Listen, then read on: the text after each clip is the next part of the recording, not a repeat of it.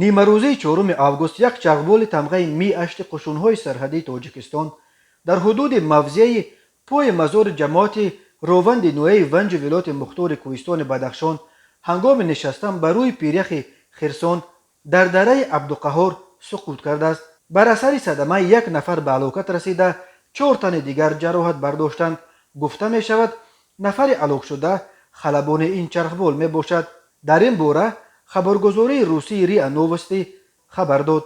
بنا به اطلاع مقدماتی، چرخبول برای کوچانیدن 7 سیاح روس که هنوز روز 28 ایول برای کمک مراجعت کرده بودند به ونج پرواز کرده بود. حالا نجات بخشان به جای حادثه رفته ایستادند تا به زخمیان کمک رسانیده آنها را به یگان جای امنی کوچانند که چرخبول از دوشنبه به پرواز خسته آنجا نشستن بتواند. همزمان جستجوی سیاحان روس هم ادامه دارد.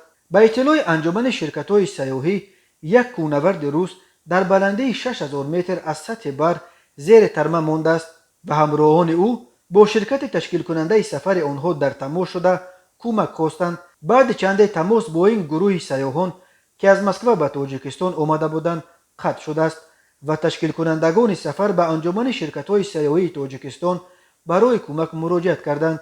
از اینجا چرخبال قشون‌های مرزبانی را به عملیات نجات جلب کردند، ولی متاسفانه این چرخبال خود دچار صدمه شده است.